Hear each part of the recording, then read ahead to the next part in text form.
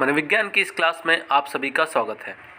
और आज की क्लास में हम पर्सनालिटी से रिलेटेड, पर्सनालिटी टेस्ट से रिलेटेड, इसके साथ साथ मेंटल टेस्ट से रिलेटेड कुछ इम्पॉर्टेंट एमसीक्यूज़ को कवर करेंगे। इसके पहले अब तक चैनल पर सोशल साइकोलॉजी से related important MCQs, abnormal psychology से रिलेटेड, असामान्य मनोविज्ञान से संबंधित, पर्यावरण मनोविज्ञान से संबंधित और इसके साथ साथ सांख्यिकी या स्टैट से संबंधित मोस्ट इम्पॉर्टेंट क्वेश्चंस का प्लेलिस्ट आपको डिस्क्रिप्शन में मिल जाएगा। आप नीचे जाएं और वहां से आप जो भी वीडियोस देखना चाहते हैं उसके प्लेलिस्ट में जाएं और प्लेलिस्ट में आप उन सभी वीडियोस को देख सकते हैं। तो चलिए स्टार्ट करते हैं आज की क्लास। तो आज का हमारा पहला क्वेश्चन है क्वेश्चन नंबर 312। एडलर ने बल दिया था व्यक्ति की, तो एडलर ने व्यक्ति की किस चीज़ पर बल दिया था? यहाँ पर जो आपका ऑप्शन सी है, एडलर ने व्यक्ति की श्रेष्ठता के लिए प्रयास करने पर बल दिया था। तो आपका ऑप्शन सी यहाँ पर सही होगा। नेक्स्ट क्वेश्चन, स्रोतशील गुण या सोर्स ट्रेट पर आधारित व्यक्तित्व प्रश्नावली के रचयिता या ऑथर कौन थे? तो आपको पता होगा, अगर आपने पर्सनालिटी के वीडियोस देखे होंगे, कि जो सोर्स ट्रेट है वो कैटल के द्वारा दिया गया है। तो आपका यहाँ पर ऑप्शन ए सही होगा। Next question, question number 314। शील गुणों का जो संबंध आलपोर्ट से है वही संबंध आवश्यकताओं का किससे है?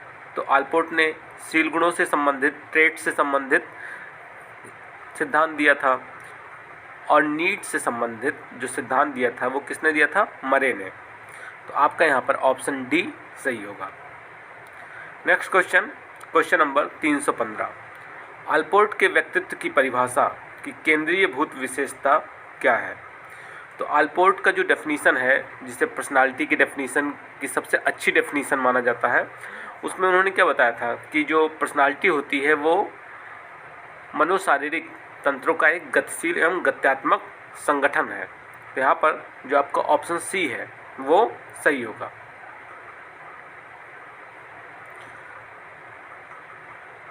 Next question, question number 316। TAT निम्नांकित में से किसका समुच्चय है? तो टीएटी में कितने कार्ड्स होते हैं ये पूछा जा रहा है। तो आपने देखा होगा कि टीएटी में जो टोटल 31 कार्ड्स होते हैं, 31 कार्ड्स में से 30 कार्ड्स तो ब्लैक एंड वाइट होते हैं और सिंगल कार्ड वाइट होता है, मतलब उस पर कोई भी चित्र नहीं बना होता है, वो एकदम ब्लैंक होता है। तो 30 कार्ड ब्लैक एंड वाइट और एक कार्ड रिक्त। तो इसलिए आपका ऑप्शन बी यहाँ पर सही होगा। अगर आप चाहते हैं कि टीएटी, रोर्साक, इन सब पर अलग से कंप्लीट वीडियो बनाया जाए तो आप नीचे कमेंट करें।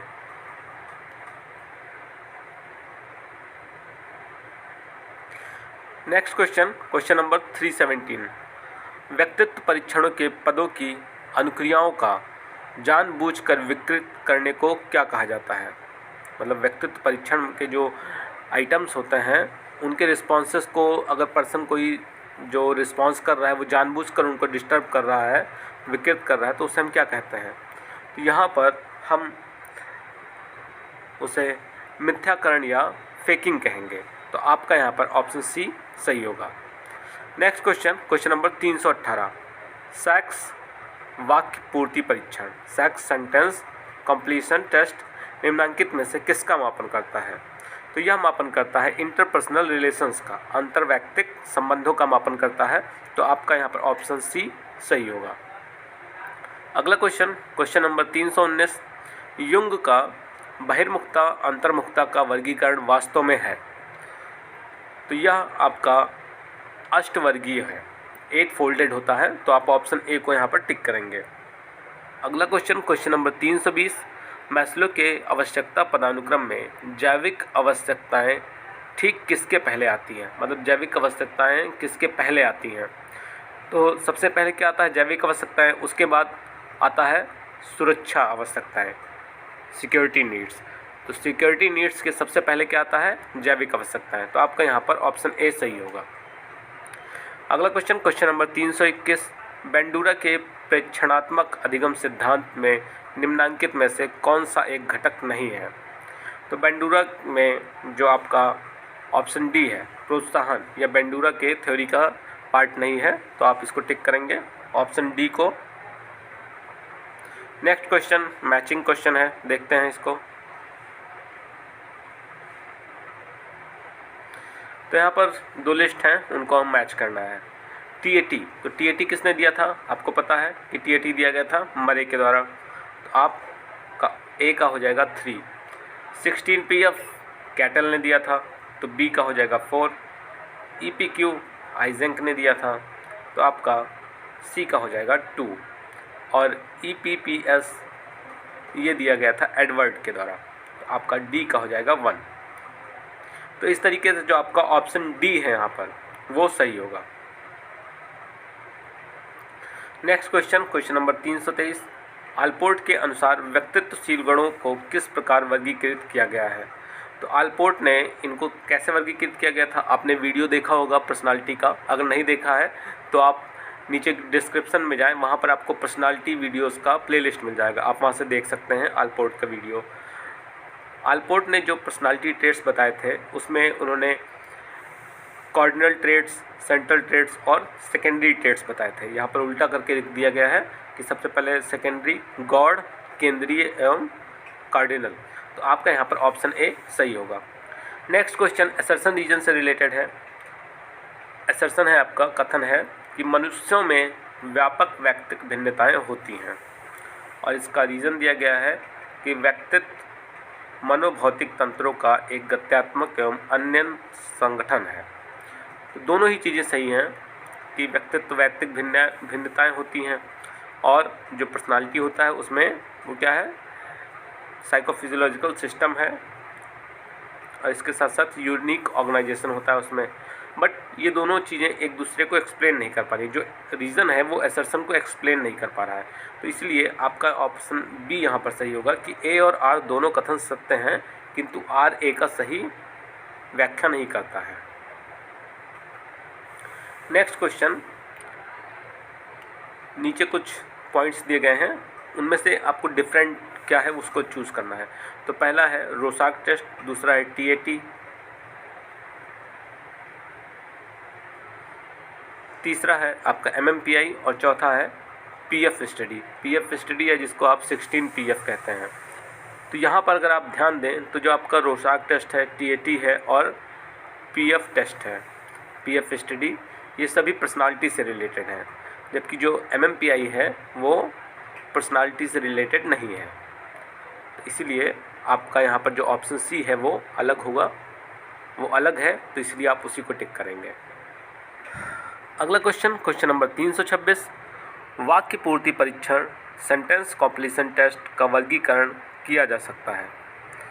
तो इसका वर्गीकरण किसके रूप में किया जा सकता है? या एक प्रोजेक्टिव टेस्ट है, तो प्रोजेक्टिव टेस्ट के रूप में किया जाएगा, तो आपका यहाँ पर ऑप्शन ए सही होगा। नेक्स्ट क्वेश्चन, मल्टीवेरिएंट डिज़ाइन का प्रयोग करने वाला व्यक्तित्व सिद्धांतवादी कौन था? तो मल्टीवेरिएंट डिज़ाइन का यूज़ करने के लिए कैटल को हम जानते हैं, तो यहाँ पर आपका ऑप्शन बी सही होगा। अगला क्वेश्चन, क्वेश्चन नंबर 328। रोसाक परीक्षण के बारे में निम्नलिखित में से कौन सा कथन सत्य नहीं है? तो यहाँ पर आपका जो पहला ही कथन है वो रोसाक से मैच नहीं करता है। यहाँ पर बताया गया कि रोसाक परीक्षण एक अभिव्यंजनात्मक प्रकार का प्रेक्षीय परीक्षण है, एक्सप्रेसिव परीक्षण है, बट ऐसा नहीं है, तो इसीलिए यहाँ पर आपका ऑप्शन ए सही हो जाएगा। Next question, question number 329। यहाँ पर कुछ पॉइंट्स दिए गए हैं, उसमें से एक मिसमैच है, उसको खोजना है। तो हल के सामने दिया गया है प्राथमिक आवश्यकताएं, एटकिंसन संबंध की आवश्यकताएं, मैस्लो सम्मान एवं प्रवीणता की आवश्यकताएं, मिलर ने द्वंद्व की आवश्यकताएं। तो यहाँ पर जो आपका मिलर का द्वंद्व की आवश्यकताएं, ये सही है क्योंकि मिलर ने द्वंद्व की आवश्यकताएं दिया।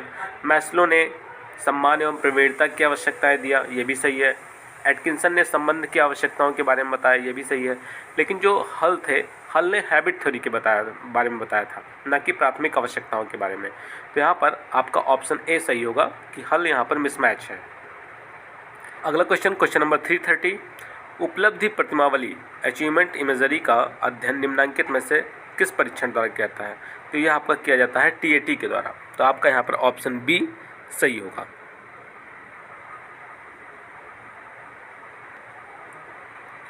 नेक्स्ट क्वेश्चन, व्यक्तित्व के प्रकार सिद्धांतों की सबसे पृथककारी विशेषता क्या? यहाँ पर आपका ऑप्शन ए सही होगा, चित्त प्रकृति एवं शारीरिक गठन का संबंध। नेक्स्ट क्वेश्चन, क्वेश्चन नंबर 332, निम्नलिखित में से किस परीक्षण में सामाजिक बुद्धि का एक व्यक्तित्व आयाम है? पूछा जा रहा है कि निम्नलिखित में से कौन सा ऐसा टेस्ट है जिसमें सामाजिक बुद्धि को एक व्यक्तित्व के आयाम के रूप में रखा गया है? तो यहाँ पर जो आपका 16PF टेस्ट है वो सामाजिक बुद्धि को एक व्यक्तित्व आयाम के रूप में देखता है। तो यहाँ पर आपका ऑप्शन सी सही होगा। अगला क्वेश्चन 333, हीनता ग्रंथि, इन्फीरियरिटी कॉम्प्लेक्स तथा अति क्षतिपूर्ति ओवर कंपैशन के संपत्तियों की व्याख्या किसने की? तो इसकी व्याख्या की गई थी एडलर के द्वारा। तो आपका ऑप्शन सी यहाँ पर सही होगा। नेक्स्ट क्वेश्चन 334, प्रेक्षणीय प्रविधियों का सर्वाधिक उपयोग होता है। तो इसका उपयोग कहाँ पर होता है? सबसे ज़्यादा क्लिनिक्स में होता है, मेंटल हॉस्पिटल्स में होता है। तो आप कहाँ पर टिक करेंगे? ऑप्शन डी को यहाँ पर टिक करेंगे। नेक्स्ट क्वेश्चन, क्वेश्चन नंबर 335, कारक विश्लेषण अध्ययनों फैक्टर एनालिटिक स्टडीज़ से व्यक्तित्व को देखा जाता है। तो इसमें जो व्यक्तित्व है उसको शील गुणों के कुछ समूहों के रूप में देखा जाता है। तो आपका यहाँ पर ऑप्शन ए सही होगा। Next question, question number 336, Margaret Mead के अध्ययनों से व्यक्तित्व निर्माण के जिन कारकों का महत्व सामने आया वह क्या था? तो इनके द्वारा जो अध्ययन किए गए उससे सांस्कृतिक कारक सामने आए, कल्चरल फैक्टर सामने आए। तो आपका ऑप्शन सी यहाँ पर सही होगा। अगला क्वेश्चन है 337, आलपोर्ट का नाम व्यक्तित्व के जिस उपागम से जोड़ा जाता है उसे हम क्या कहते हैं? तो आलपोर्ट ने कौन सी थ्योरी दी थी? ट्रेड थ्योरी दी थी। तो यहाँ पर देखते हैं, यहाँ पर आपका ऑप्शन डी सही होगा, शील गुण उपागम, trade approach. Next question, question number 338, रोशाक परीक्षण निम्नलिखित में से किस कारक का वैध मापन करता है? तो रोशाक परीक्षण के द्वारा हम चिंता का मापन करते हैं। यहाँ पर आपका ऑप्शन ए सही होगा। जो यहाँ पर ऑप्शन दिए गए हैं उसके अंदर आप चिंता को टिक करेंगे। अदरवाइज़ कई जगह पर मान लीजिए पूछा गया कि रोशाक किसका अध्ययन करता है और वहाँ पर ऑप्शन दिया गया है कि अचेतन के द्वंद्व का, तो आप फिर उसको टिक करेंगे। या दे दिया गया है कि अंतर्द्वंद का, तो फिर वहाँ पर आप उसको टिक करेंगे। यहाँ पर जो ऑप्शंस हैं, चारों ऑप्शंस, उसमें से जो सही ऑप्शन है वो आपका चिंता है, इसलिए यहाँ पर आप ऑप्शन ए को टिक करेंगे। Next question, question number 339, TAT card का उपयोग करके उपलब्धि अभिप्रेरण का मापन निम्नलिखित में से किस उपागम का उदाहरण है? तो यहाँ पर आप देखें तो TAT में क्या होता है? TAT में कुछ कार्ड्स होते हैं, पर्सन उसको देखता है। कार्ड्स क्या है? एक उद्दीपक है, पर्सन उसको देख रहा है और देख के फिर अपने बारे में, मतलब अपने विचार, अपने चिंतन और इन सब के आधार पर एक कहानी लिखता है। तो यहाँ पर क्या हो रहा है? उद्दीपक है, फिर प्राणी यानी जो पर्सन है वो अपनी थिंकिंग का इस्तेमाल कर रहा है और देन उसके बाद वो कहानी के रूप में रिस्पॉन्स कर रहा है। तो जो आपका ऑप्शन डी है यहाँ पर, उद्दीपक प्राणी अनुक्रिया उपागम, वो यहाँ पर सही होगा। नेक्स्ट क्वेश्चन, क्वेश्चन नंबर 340, व्यक्तित्व के सिद्धांत के संबंध में कैटल तथा आइजेंक के बीच निम्नलिखित में से कौन सा अंतर सही नहीं है? तो यहाँ पर जो आपका ऑप्शन सी है, जिसमें बताया जा रहा है कि कैटल आइजेंक ने ही केवल आइडेंटिकल तथा पैटर्नल ट्विंस का अध्ययन किया, जबकि कैटल ने ऐसा नहीं किया था। तो ये आपका गलत है, क्योंकि दोनों ने ही आइडेंटिकल और पैटर्नल ट्विंस पर अध्ययन किया था। बाकी सभी ऑप्शंस आपके सही हैं।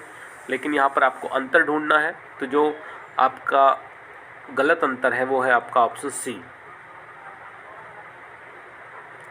नेक्स्ट क्वेश्चन 341, निम्नलिखित को व्यक्तित्व का प्राथमिक कारक बताने पर बल दिया गया।